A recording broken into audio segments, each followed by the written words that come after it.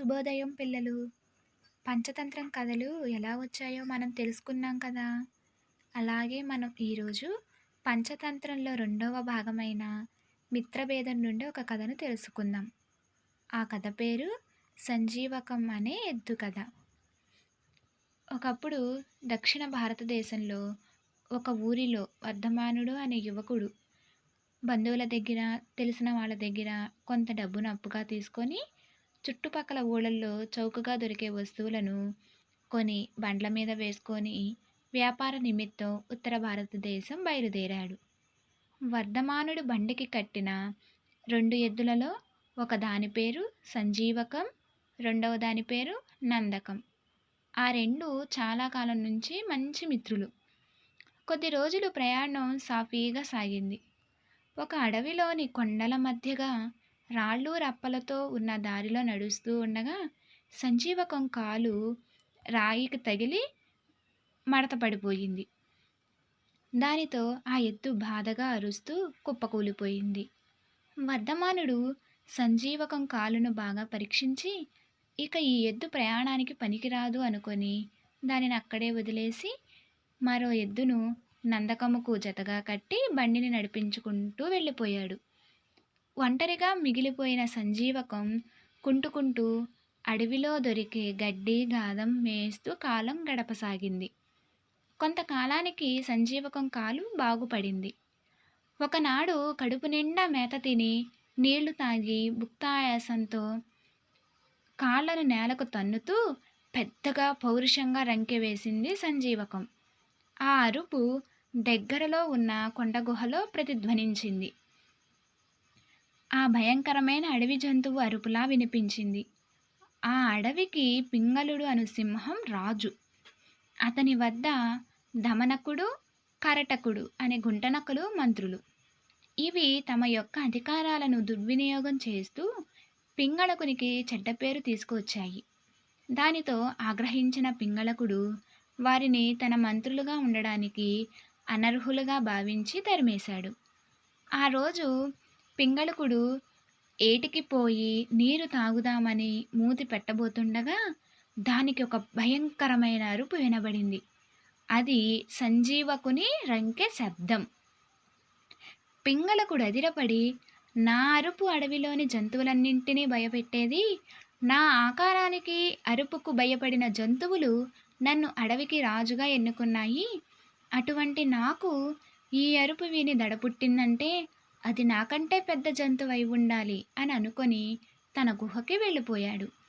అనంతరం పింగళకుడు జంతువులన్నింటినీ సమావేశపరిచి, నేను ఈరోజు నీరు తాగుదామని ఏటికి వెళితే అక్కడ ఒక భయంకరమైన అరుపు వినబడింది. అది ఏమిటో నాకు తెలియజెప్పిన వారికి వారు కోరుకున్న బహుమతిని ఇస్తాను అని అన్నాడు. పింగళకుని మాటలు విన్న కరటకుడు, ఈ అరుపు ఎవరు అరిచారో నాకు తెలుసు అన్నాడు దమనకునితో రహస్యంగా. దమనకుడు ఆశ్చర్యపోతూ, ఏమిటి నీకు తెలుసా? ఎవరది? నాకు చెప్పవా అని అన్నాడు. అప్పుడు కరటకుడు వర్తకుడు వదిలి వెళ్ళిపోయిన సంజీవకం గురించి చెప్పాడు. ఇదంతా చూసిన నేను మర్నాడు దాన్ని చంపి తిందాములే అని వచ్చేశాను. చాలా రోజుల తరువాత దాని సంగతి గుర్తుకు వచ్చి వెళ్ళి చూస్తే అది బాగా పుష్టిగా కనిపించింది. ఆ అరుపు దానిదే. మనలో ఎవరూ ఏరు దాటి అవతలి ఒడ్డుకు పోము కదా, అందుకని ఈ విషయం ఎవరికీ తెలియదు అంటూ సంజీవకుని వృత్తాంతం మొత్తం వివరంగా చెప్పాడు. ఈ సంగతి మనం పింగళకునితో చెబుదాము. అతడు మనలను మెచ్చుకొని మళ్ళీ మనల్ని తన మంత్రులుగా చేసుకుంటాడు అన్నాడు దమనకుడు. పింగళకునికి సాయం చేసినందువలన మనకి ఎటువంటి ఆపద ముంచుకురాదు. పింగళకుడు మనలను తరిమివేసినప్పటి నుండి అన్ని జంతువులు మనల్ని హీనంగా చూస్తున్నాయి. నేను అనుకుంటున్నాను మంచి అవకాశం వస్తే మళ్ళీ రాజు కొలువులో చేరదామని. మన రాజును చేరడానికి ఇంతకన్నా మంచి అవకాశం దొరుకుతుందంటావా? అంది వచ్చిన అవకాశాన్ని అనవసర భయాలతో చేజార్చుకోవటం నాకు ఇష్టం లేదు. అంత భయమైతే నీవు ఇక్కడే ఉండు, నేను వెళ్ళి అసలు విషయాన్ని కదిలిస్తాను అన్నాడు దమనకుడు. ఇంకా ఎన్ని మంచి మాటలు చెప్పినా దమనకునికి అర్థం కాదని కరటకుడు సరే అన్నాడు. రాజు గుహ వద్దకు చేరుకున్న దమనకుడు వినయంగా చేతులు జోడించి, మహారాజా, నిన్న మీరు సభలో ఒక విషయం గురించి చెప్పారు కదా, అది నేను కూడా విన్నాను. అసలు మీలాంటి వారు ఇటువంటి అల్ప విషయాలకు భయపడవచ్చా అని అడిగాడు. దమనకుడు అడవికి రాజైన సింహంతో, రాజా, తమరు ఏ శబ్దానికైతే భయపడ్డారో అది క్రూర జంతువో లేక సాధు జంతువో తెలుసుకోలేదు కదా. అసలు విషయం ఏమిటో నేను తెలుసుకొని వస్తాను అని అక్కడ నుండి బయలుదేరాడు. అయితే దమనకుడు ఏటికి అవతల ఉన్న సంజీవకాన్ని కలిసి, మా రాజు పింగళకుడు నీరు తాగదామని వచ్చినప్పుడు నిన్ను చూశారట. ఇటుగా పెద్దగా రంకెలు వేస్తున్న దానివి నువ్వే అనుకొని నిన్ను తీసుకురమ్మన్నారు. ఈ మాటలు నమ్మిన సంజీవకం దమనకునితో కలిసి రాజు కొలువుకి వెళ్ళారు. సంజీవకుని వృత్తాంతం తెలుసుకున్న పింగళకుడు జంతువులను సమావేశపరిచి, మిత్రులారా, ఇతడు సంజీవకం. భయంకరంగా అరిచింది ఈ వృషభమే అని, ఇక నుంచి ఇతడు నా మిత్రుడు అని ప్రకటించాడు. జంతువులన్నీ హర్షం ప్రకటించాయి. ఇంత కష్టపడిన దమనుకునికి మాత్రం ఏమీ దక్కలేదు. పింగళకుడికి చాకిరీ చేసే పని మాత్రం లభించింది.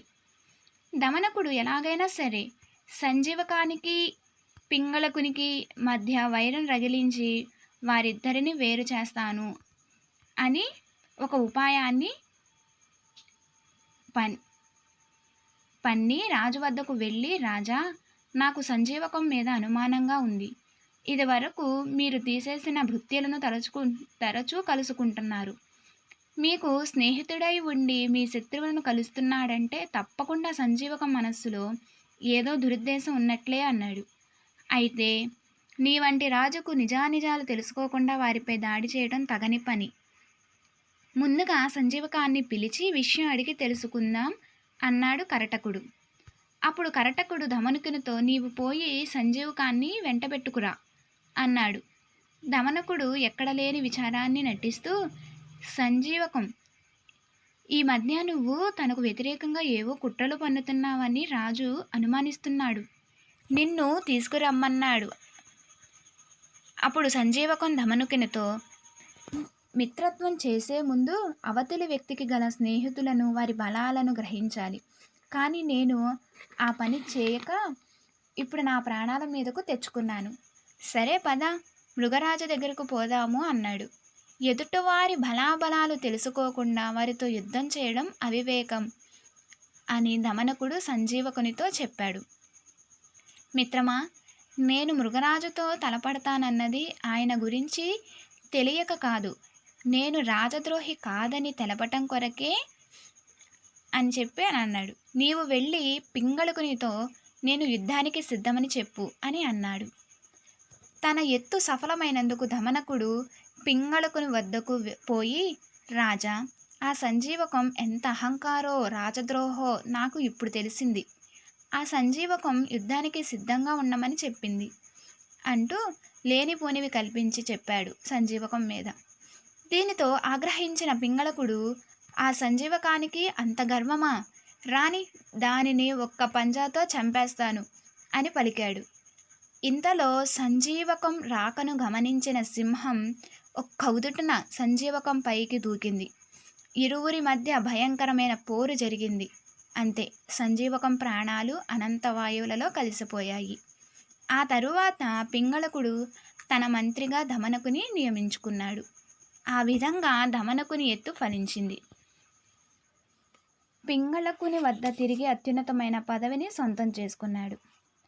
చూసారా పిల్లలు, ఈ కథ ద్వారా మనం తెలుసుకోవాల్సింది ఏంటంటే, ఒకరి గురించి నిజానిజాలు తెలుసుకోకుండా వారిపై దాడి చేయకూడదు. రెండవది, చెప్పుడు మాటలు వినకూడదు. మనకి అనుకోని పరిస్థితుల్లో మన స్నేహితుల మధ్య వైరం వచ్చినప్పటికీ దానిలోని తప్పులు తెలుసుకొని మన స్నేహాన్ని మనం కాపాడుకోవాలి.